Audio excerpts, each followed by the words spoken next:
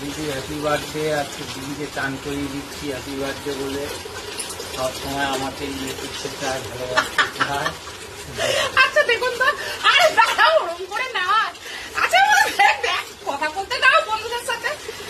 Happy birthday বলছে, ঠিক আছে। একদিন আমাকে বলছে চলো আজকে তোমাকে আমি চান করিয়ে দিয়ে। দেখুন আমি ইন্দুলেখা মাখছি। আরে ইয়ার কি মেরো না, দাঁড়াও। আর দাদা দেখুন কি মাখছে ট্রাসমি। আর আমি এই বডি ওয়াশ দেওয়া হয়ে গেছে। হ্যাপি বার্থডে জানাচ্ছি।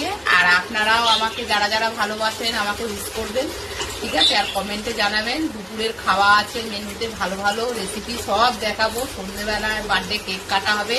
আর দাদাকে বলছি হ্যাপি বার্থডে।